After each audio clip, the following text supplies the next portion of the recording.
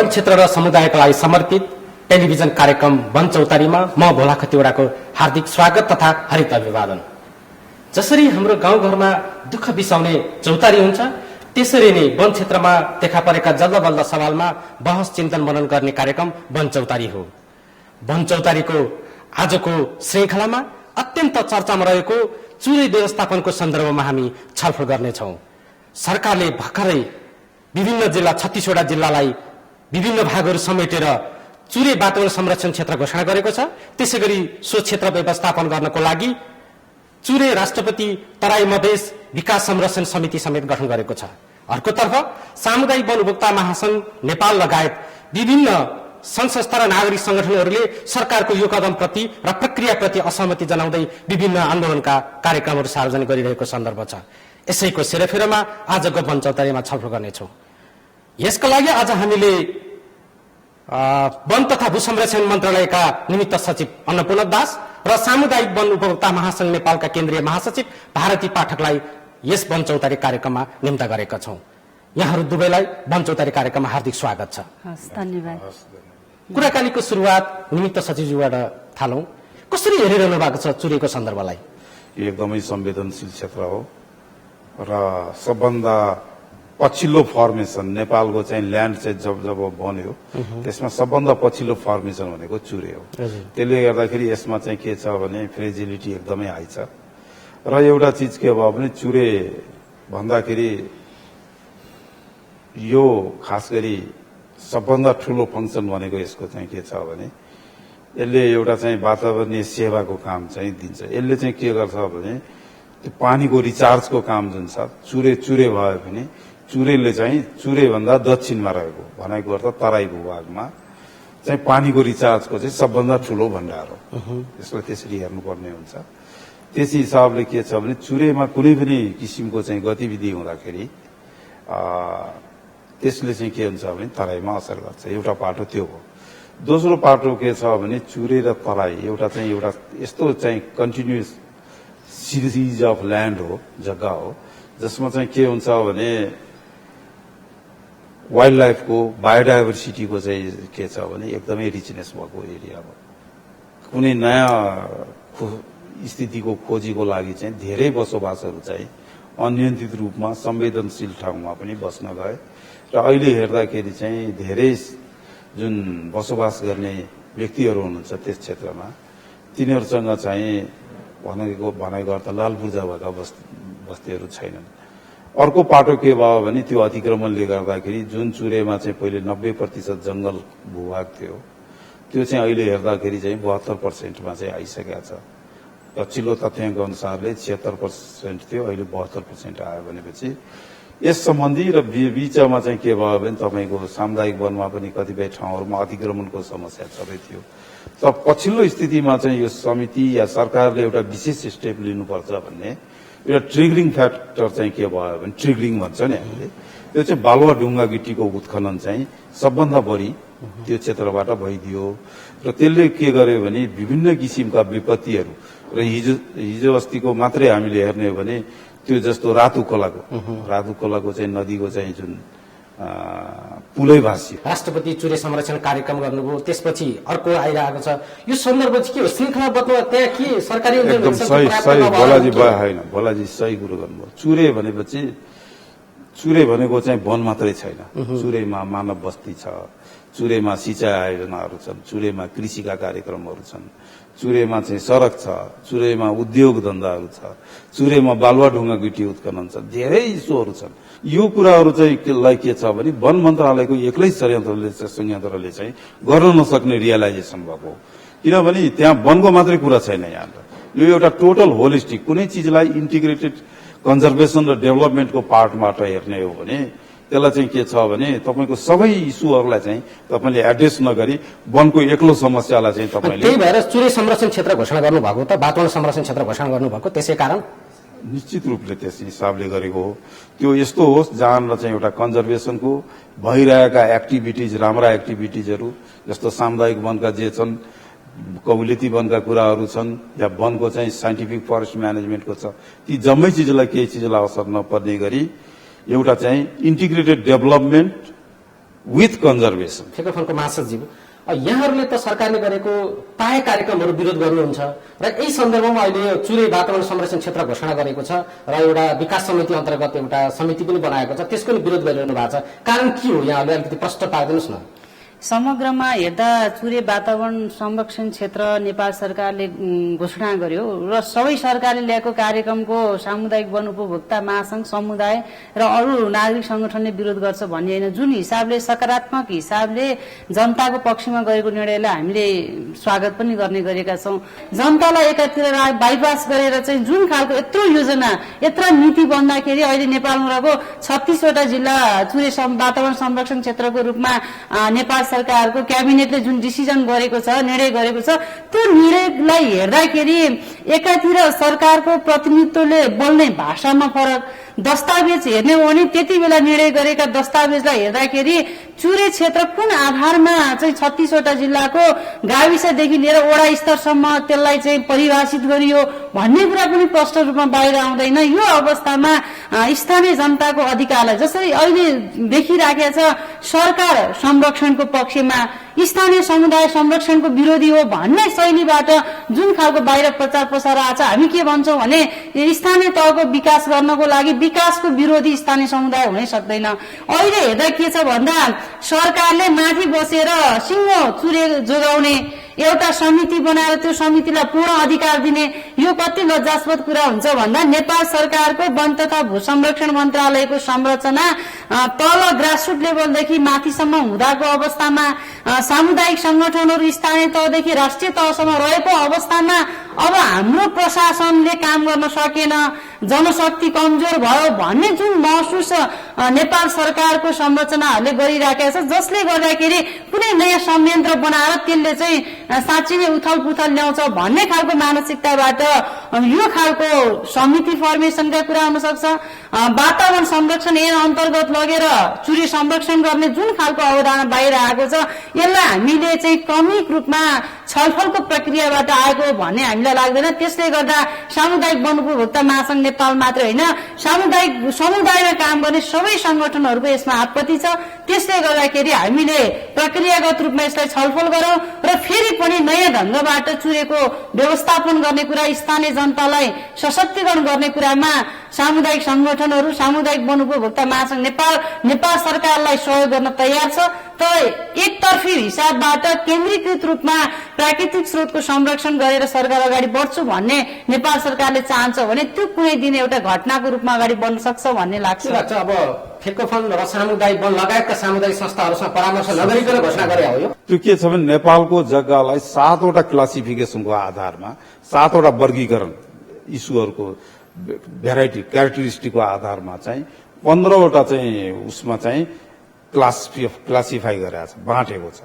त्यसमा 1 देखि 3 तराई पर्छ, 4 देखि 8 चाहिँ चुरे पर्छ, त्योभन्दा माथिको चाहिँ महाभारत पर्छ, सबभन्दा माथिको 15औं चाहिँ हिमालको चाहिँ पर्छ। अब यो पार्ट चाहिँ के छ भने यो नापीको चाहिँ जुन विवाद छ त्यो चाहिँ के छ भने त्यसो भए त नेपालकै नक्सा मान्नु भएन। त्यो पार्टलाई एकछिन छोड्दिउँ। अहिले उहाँहरूले भनिरहनु भएको छ कि एउटा पाटो त होइन, उहाँहरूले त के भन्नुभयो भने नेपाल सरकारले बिना प्लान हेफाजतली अन डे आएको, त्यो होइन। यो चिज सबै चिजको पछाडि एउटा ऱ्यासनल छ र एउटा चिज ऱ्यासनल मैले तपाईँलाई के भनिदिएँ भने के चुरे भनेको सबै सामुदायिक वन हो त हो भन्नुहोस्? होइन, चुरेमा त सबै खालका सरकारवाला छ, पाटो हो निश्चित रूपले।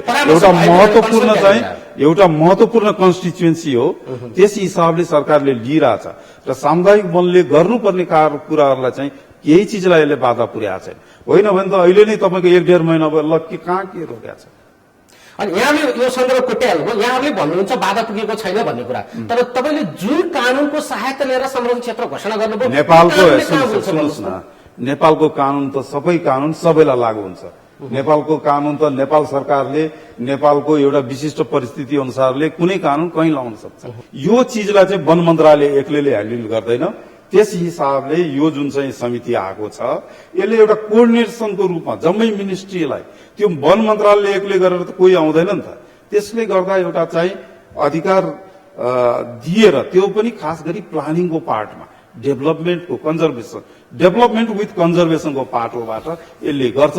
समुदायको काममा चाहिँ जहाँ सामुदायिक वन छन् त्यहाँ सामुदायिक वनको सहयोग लिन्छ, जहाँनिर सिँचाइका छन् त्यहाँ सिँचाइको हुन्छ, जहाँ पुलका होला पुलको हुन्छ, नदी प्रणालीको छ नदी प्रणालीकोसँग सबैसँग काम गर्न त कहाँ सक्छ। त्यो विषयमा म एकछिनपछि आउनेछु। अहिले मात्र के भने त्यो समिति गठन र चुरे वातावरण संरक्षण क्षेत्र घोषणा गर्दाखेरि सामुदायिक वन, जनजाति महासंघसँग, जीविसा महासंघसँग, गाविस महासंघसँग, नगरपालिका महासंघसँग परामर्श नगरे कि सरकारले? चुरे भनेपछि नेपालको चाहिँ एउटा यस्तो भूभाग हो जसले चाहिँ झन्डै 13%, 12.78% क्षेत्र ओगट्ने धेरै किसिमको कन्स्टिट्युएन्सी, धेरै किसिमको चाहिँ इन्ट्रेस्ट ग्रुप्सहरू, धेरै किसिमका एक्टिभिटिजहरू, सबै चिजलाई कोअर्डिनेसन गर्ने त सरकारले केही न केही त गर्नु पर्यो नि। सरकार पर्खेर कन्सल्टेसनमा 2 वर्ष लगाएर कन्सल्टेसन त भएको छ, तर हुनसक्छ उहाँको गुनासो हामीहरूलाई सबैलाई चाहिँ राखेर, तर यो चाहिँ के भयो भने एकदम तात्कालै नलिने के उहाँले भने जस्तै अवस्था हो।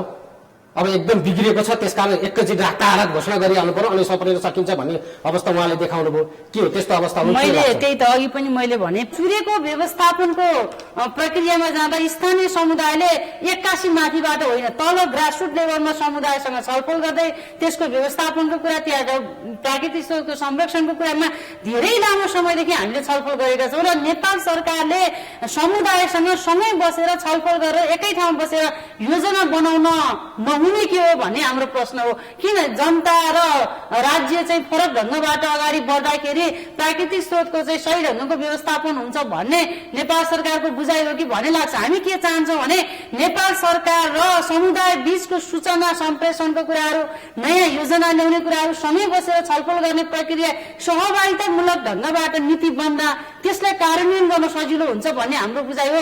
त्यो प्रक्रियाबाट हामी अगाडि बढ्न चाहन्छौँ। अहिले पनि हामीले के देखेका छौँ भन्दा उहाँले चुरे राष्ट्रपति चुरे तराई मधेस विकास संरक्षण समिति बनाउनु भयो। अहिले गाउँ गाउँमा गएर नयाँ खालका संरक्षण समितिहरू बनाएर उहाँहरू अगाडि बढिराख्नु भएको छ। त्यो हामीसँग समुदायले त्यो रिपोर्टिङ हामीसँग गरिरहेको छ भने यो अवस्थामा स्थानीय तहको प्रतिनिधित्व गर्ने नागरिक संगठन, स्थानीय तहमा समुदायसँग छलफल गरेर अगाडि बढ्दा के हुन्थ्यो, जसले गर्दा चुरेको संरक्षणको विरोधी त चुरेको व्यवस्थापनको विरुद्ध स्थानीय समुदाय होइन। त्यसले गर्दाखेरि उहाँहरूलाई हतार रातारात 2 घण्टाको बीचमा क्याबिनेटमा निर्णय गरेर फेरि त्यही समुदायलाई चाहिँ निर्णय गरेको कुराहरू एउटा मिडियाबाट, सञ्चारको क्षेत्रबाट हामीले सुन्न पायौँ। त्यसले गर्दाखेरि यो दुःखद कुरा हो। नागरिक संगठनको हिसाबले स्थानीय समुदायको जुन चाहिँ सूचनाको हकको कुरा छ, यो सबै कुराबाट वञ्चित गरेर सरकार अगाडि बढ्दा केन्द्रीकृत रूपमा चाहिँ कुनै एउटा संयन्त्र बनाएर अगाडि बढ्दाखेरि कार्यान्वयन गर्ने फेरि पनि स्थानीय जनता हुन् र तिनै मान्छेलाई आफ्नो पक्षमा, समुदायको पक्षमा, त्यहाँको चाहिँ भूगोलको, त्यहाँको चाहिँ भूमिको व्यवस्थापनको पक्षमा त्यो समुदायलाई थाहा नदिकन अगाडि बढ्छ भने यसलाई हामीले त परामर्श भएर, छलफल भएर, विभिन्न चरणमा चाहिँ बसेर फेरि चाहिँ उहाँले निर्णय गरेको भन्नेमा कुनै पनि समुदायमा काम गर्ने त्यो क्षेत्रले चाहिँ त्यसलाई भन्न सक्दैन। त्यसले गर्दाखेरि हामीले के भनेका छौँ भने फेरि पनि हामी चाहन्छौँ चुरेको संरक्षण, चुरेको व्यवस्थापनमा स्थानीय जनता उहाँहरूसँग बसौँ, छलफल गरौँ र नयाँ ढङ्गबाट हामीले चाहिँ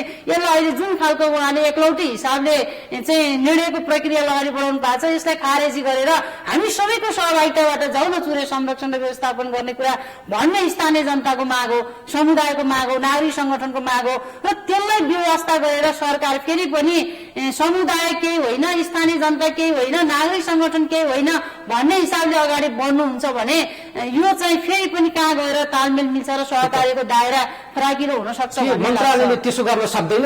केही अप्ठ्यारो छैन, सरकार जहिले पनि परामर्श गर्छ। सरकारले चाहिँ समुदायलाई त केन्द्रमा राखेर गरेको छ। हेर्नुहोस्, यो के छ भने कोअर्डिनेसन सबै चिजलाई एउटा इफेक्टिभ प्लानिङको हिसाबले आयो, तर कार्यक्रमहरू जम्मै विकेन्द्रित छ। अहिलेको जुन संरचनाहरू छ, वन विभागले गर्ने, जिल्ला वन कार्यालयले गर्ने, जिल्ला भू संरक्षणले गर्ने, त्यसपछि अरू कार्यालयहरूले समुदायसँग गर्ने कार्यक्रम, यी सबै विभागहरूका चाहिँ कार्यालयहरूको चाहिँ के छ भने जनतासँगै चाहिँ के छ भने समुदायसँगै चाहिँ मिलेर गर्ने कार्यक्रमहरू चाहिँ डिजाइन भएको छ। यहाँले भन्नुभयो, यहाँले भनेको सूचना मेरो अगाडि नै छ। यहाँ विज्ञान प्रविधि तथा वातावरण मन्त्रालयले सूचना जारी गरेर तपाईँले यो वातावरण संरक्षण नियमावली 2054 अन्तर्गतको चाहिँ जम्मा कदेखि तसम्म गर्न हुने काम लेख्नु भएको छ र त्यसमा वातावरण मन्त्रालयलाई सूचना गरेर 3टा कामहरू गर्न फुकुवा गरेको छ। अरू बाँकी कामहरू गर्न त अझ पनि रोक्का नै छ। अरू जम्मा कदेखि टसम्म गर्न नमिल्ने कामहरू छन्, त्यसमध्येमा यहाँहरूले फुक्का गरेको 3टा कामहरू मात्रै हुन्। 3टा कामको सूचना प्रकाशित छ। के अब एउटा कुनै मन्त्रालयको सूचनाको आधारमा अब सबै करिब यहाँले भने जस्तै 13% भूभाग चल्ने भयो? अब यस्तो छ, वातावरण संरक्षण क्षेत्रले गर्न हुने कामहरू के छ, जस्तो वनको त खुला गर्यो, राष्ट्रिय निकुञ्ज ऐनसँग भू संरक्षण ऐनहरू अन्य ऐनहरूलाई चाहिँ त्यसले खुला गर्यो, त्यहाँ काम त भइरहेछ। कुनै चिज कहीँ रोकिया छ भने भन्नुहोस्, त्यस हिसाब रोकिएको के छ भने यस्तो छ, कुनै चिज सरकारले सबै चिज गलत गर्छ भनेर चाहिँ भनेपछि सरकारमा पठाउने, उहाँहरूले समुदायलाई नै चुनेर पठाउने हो। सबै सरकारले गलतै डिसिजन गर्छ भनेपछि सामुदायिक वन पनि सरकारले नै डिसिजन गरेको सामुदायिक वन त कहाँ थियो र परिकल्पना भनेपछि सरकारलाई पनि तपाईँ भन्नुहुन्छ, सरकारलाई पनि कहिले के हुन्छ भने राजनीतिक कुनै पार्टीलाई दिँदाखेरि पनि त्यो 100 दिन चाहिँ दिने भन्ने छ नि, तपाईँहरूले समय नदिएर एब्रप्टली चाहिँ विरोध गर्ने भनेको चाहिँ सरकारको चाहिँ, त्यसो भए त सरकार चाहिँ अर्को ग्रहबाट त आएको होइन। सरकार भनेको पनि प्रतिनिधि हो, सरकारले सबैको भोइस सुन्छ, सामुदायिक वनको पनि सुन्छ, त्यहाँ धेरै सरकारवाला इन्ट्रेस्ट ग्रुपहरूको कुरो पनि सुन्छ र त्यस अनुसारले सरकारले डिसिजन गर्छ। सरकारले गरेको चाहिँ कार्यक्रमलाई बुझ्दै नबुझी त्यसको सम्बन्धी नगरी एब्रप्टली डे 1बाटै विरोध गर्नु भनेको त्यसो भए त जसले जे गर्दा पनि हुन्छ। अहिले त तपाईँले हेर्नुपर्ने, अब हामीले सबै काम गर्न पाउँछ भन्नु हो। सबै काम भनेको चाहिँ नियमसङ्गत चाहिँ कामहरू जुन अहिलेको वर्तमान वन ऐनले दिएको छ त्यो उहाँहरूले गर्न पाउने कुनै रोक्या छैन। के आपत्ति भयो त? वन ऐन 2049 गर्छ, सबै हामीले परिपत्र गरिसकेका छौँ सबै ठाउँमा। हामीले यसमा पहिला पनि कुरा उठाएका छौँ, किनकि जब सामुदायिक वन उपभोक्ता महासंघ नेपाल लगायतका नागरिक संगठनहरूले यो प्रक्रिया एकाएक ढंगबाट निर्णय गरेर बाहिर आयो, हामीले थाहा पाइसकेपछि विरोधको प्रक्रियामा हामी गइसके पश्चात नेपाल सरकारले सकारात्मक हिसाबले वार्ता टोली उहाँले नेपाल सरकारबाट बनाउनु भयो र सामुदायिक वन उपभोक्ता महासंघ नेपाल मात्रै वार्ता टोलीमा बस्यो। हामीले त्यति बेला के कुरा गर्यो भने जुन चाहिँ विकास समिति बनेको छ त्यसको TOR भित्र सबै कुरा हामीले अध्ययन गरेका छौँ। त्यो अध्ययनको क्रममा हेर्दाखेरि चाहिँ चुरे संरक्षण क्षेत्र घोषणा गरेको ठाउँका वनस्पतिहरू चाहिँ निकाल्न नपाइने भन्ने कुरा गरेका छ। त्यसभित्र चाहिँ स्थानीय समुदाय चाहिँ वन प्रवेश गर्दाखेरि चाहिँ जुन खालको चाहिँ सूचना, जुन खालको हिसाबले प्रवेश गर्ने हो, आदेश लिएर मात्र प्रवेश गर्ने भन्ने जस्ता कुराहरू उल्लेख गरेको हामीले अध्ययन गरिसके पश्चात वार्ता समितिमा बस्दा हामीले पहिलो माग के गरेका छौँ भने नेपाल सरकारका प्रतिनिधिहरूले बोल्नु भएको छ, वन ऐन 2049 ले दिएको अधिकार चाहिँ सामुदायिक वनबाट कोसिने छैन, त्यही वन ऐन 2049 लाई टेकेर सामुदायिक वनले काम गर्न पाउनेछ भनेर उहाँहरूले बोल्नु भएको छ। दस्तावेजमा एउटा कुरा उल्लेख भएको छ र उहाँलाई हामीले के भन्यो भने वार्ताकै क्रममा जाँदाखेरि राजपत्रमा आउँदाखेरि त्यो कुराहरू लेखिएर आउनु पर्यो। जसरी अघि पनि कुरा उठाउनु भयो, विज्ञान प्रविधि तथा वातावरण मन्त्रालयले निकालेको सूचनामा अहिले पनि वन ऐन 2049 अन्तर्गत गठन भएको सामुदायिक वनमा ढुङ्गा गिटी बालुवा निकाल्न पाइन्छ भनेर भनेकै छैन, निकाल्न पाइँदैन। त्यहाँभित्र घर टहरा बनाउने कुराहरूलाई चाहिँ त्यहाँका समुदायले सजिलो रूपमा त्यहाँ दिनुहुन्न भने उहाँहरूको सूचनाले एकातिर त्यो भनिदिन्छ, अर्कोतिर ढुङ्गा गिटी बालुवालाई रोक्नको लागि चाहिँ पहिलो एजेन्डा त्यो हिसाबले अगाडि बढाएको प्राकृतिक स्रोतको दोहन चाहिँ त्यहीबाट सुरुवात भयो भन्ने छ र राजपत्रमा तपाईँहरूले निकाल्नुहोस्, ल्याउनुहोस्, समुदायलाई त्यसको विषयमा चाहिँ एउटा लिखित कानुनी दस्तावेजमा आओस् भन्दा ती कुराहरू लिखित रूपमा राजपत्रमा पनि आउन चाहँदैन भनेपछि हामीले कुन ढङ्गबाट जनतालाई चाहिँ एउटा भ्रममा पार्नको लागि मौखिक रूपमा हामीले समुदायलाई एक खालको आशा, एउटा खालको चाहिँ समुदायले भइरहेको अधिकारलाई प्रयोग गरेर दिने मौखिक कुराहरू हुन्छ। दस्तावेजमा ती कुराहरू आउनु पर्ने ठाउँमा आउँदैन, नआउने ठाउँमा दस्तावेजमा त्यस्ता कुराहरू आइरहेको छ र वन ऐन 2049 ले दिएको अधिकारभित्रै पनि अहिले समुदायले के चाहिँ गर्न पाएको छैन र भन्ने कुरा छ। 5 वर्षदेखि आन्तरिक अवरोध पनि कुनै पनि सामुदायिक वनले गर्न पाएको छैन। अझ संरक्षण क्षेत्र विस्तार गरिसकेपछि त्यो क्षेत्रमा वनस्पति छुन पनि पाइँदैन भनेको छ भनेपछि अब कुन आधारमा चाहिँ हामीले समुदायले विश्वास गर्ने सरकारको निर्णयलाई? यहाँ उहाँले भन्नुभयो नि, यहाँले बोलेकै कुरा कानुनमा ल्याइदिनुहोस् अथवा राजपत्र प्रकाशित गरिदिनुहोस् भनिरहनु भएको छ। यहाँले बोलेकै कुरा त्यो कुरा ल्याउनु के अप्ठ्यारो पर्यो यहाँलाई? अनि बोलेको कुरा चाहिँ तपाईँले जुन भन्नुभयो नि, अब उहाँले वनस्पति छुनै नपाउने इत्यादि भनेको यो के छ भने त्यसैको चाहिँ तपाईँले वातावरण ऐनको चाहिँ धारा हेर्नुभयो भने धारा उपधारामा चाहिँ त्यो आफै व्यवस्था के छ भने यो गरेपछि सरकारले चाहिँ जे जस्तो कामहरू छ त्यसलाई खुलाउन सक्छ भन्ने कुरो छ। अब त्यसले गर्दा म ठ्याक्कै त्यो कुरामा आउँछु। यहाँनिर अघि मैले सन्दर्भ जुन कोट्याए त्यसमा घ नम्बरमा के छ भने कुनै पनि वनस्पति काट्न, ढाल्न, हटाउन, छेक्न, उखाल्न, निकाल्न पाइने छैन भनेको छ। त्यो कुरा चाहिँ यहाँले खुला गर्नु भएको छ। त्यो चाहिँ बनैनले चाहिँ त्यो त्यसमा चाहिँ रहन्छ भन्ने कुरो त छँदैछ नि त। तर तपाईँको सूचनाले त्यो कुरा त खुला गर्दैन। त्यो सूचनाले खुला गरिसक्यो नि। तपाईँ अहिले खुला गरेको छैन। जम्मा 3टा कुरा मात्रै खुला गर्नु भएको छ। त्यो भित्र यो घमा लेखेको कुरा खुला भएको छैन। भनेपछि अहिले तपाईँले कानून प्रयोग गर्नुभयो भने त्यो चुरे क्षेत्रमा एउटा रुख पनि उठाउन, एउटा घाँस पनि उठाउन पाउनु, तपाईँ कानून प्रयोग गर्नुभयो भने यो कानूनले त्यो भन्छ। अब उहाँको कन्सर्न त्यहाँनिर हो। तपाईँले बोलेको कुरा कानून ल्याइदिनुहोस् भन्ने कुरा उहाँको आग्रह। अब उहाँहरूले चाहिँ के छ भने हामीले अहिले के छ भने सरकारलाई विश्वास त गर्नु पर्यो नि। अब सरकार चाहिँ समुदायलाई चाहिँ 22 के भन्छ भने साइडमा राखेर चाहिँ कुनै काम गर्न सक्दैन। सबै सरकारका जुनसुकै प्रोग्राम समुदायसँग केन्द्रित छन् र त्यस हिसाबले के छ भने वन क्षेत्र वन ऐनले गभर्न गर्ने हो।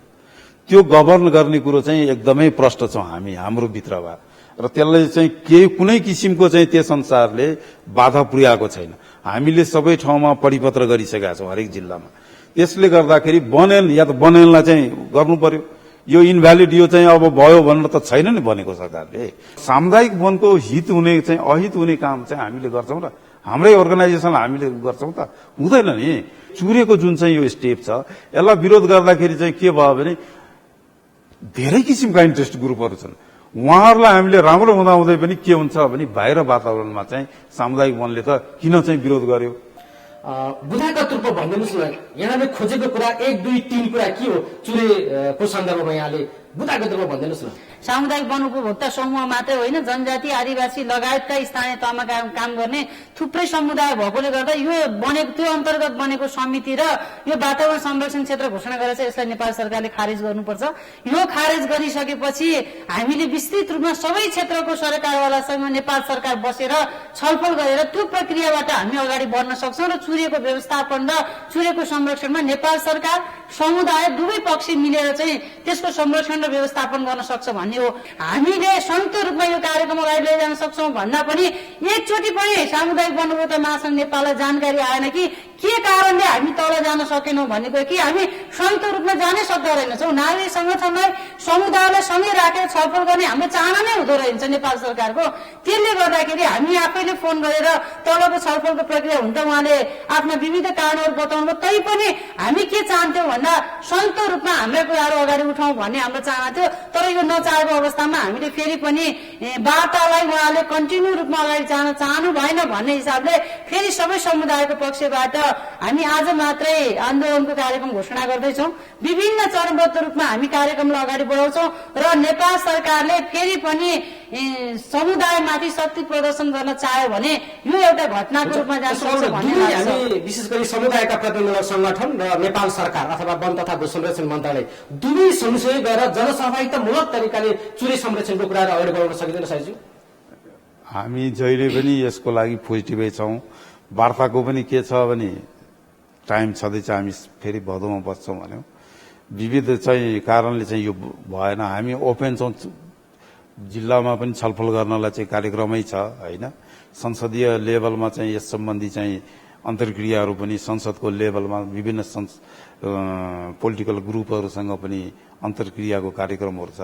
तर यो महिना चाहिँ कस्तो भयो भने असारपछि साउनमा चाहिँ बजेटको कुरा त्यो चाहिँ एउटा चाहिँ तपाईँको साउन 25 गते 26 गतेसम्म चाहिँ गइसक्नुपर्ने भएको हुनाले यी कारणहरूले यावत कारणहरूले हो। तर हामी चाहिँ के छ भने यो छलफलको लागि हामी नजाने भने पनि छैन, त्यसको लागि पनि ओपन छ र उहाँहरूसँग वार्ता चाहिँ भदौको फर्स्ट विकमा अलरेडी छ। त्यसले गर्दा सरकारले त्यो भेन्यू आफ्नो तर्फबाट क्लोज गरेका छैन। सरकारले चाहिँ के छ भने यसलाई चाहिँ समुदायलाई चाहिँ हामीले जनतालाई केन्द्रमै राखेर यो प्रोग्रामहरू चुरेको छ र यो चुरेको कार्यक्रम चाहिँ के छ भने उहाँहरूले जुन किसिमले चाहिँ गर्नुभएको छ, कहिलेकाहीँ के हुन्छ नि वनले एकातिर यो गर्यो, नेसनल इस्यु हो यो चुरेको।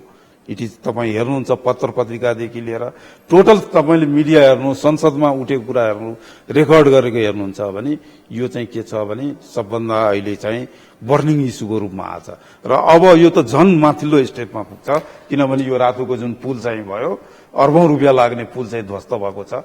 त्यसले गर्दाखेरि चुरेको संरक्षण गर्न एकदमै आवश्यक छ तर चुरेलाई संरक्षण गर्नलाई सरकार एक्लैले सक्दैन, सरकारले रियलाइज गरिसकेका छ। त्यसै अनुसारले सरकारका जुनसुकै कार्यक्रम चाहे स्वास्थ्यमै हेर्नुहोस् न, जहाँसुकै समुदायलाई केन्द्रित गरेरै गरेको छ। त्यसले गर्दाखेरि यसलाई समुदाय र सरकार मिलेर चुरे संरक्षणको कुरा अगाडि बढाउनको लागि फेकोफोनलाई कुनै आपत्ति छ?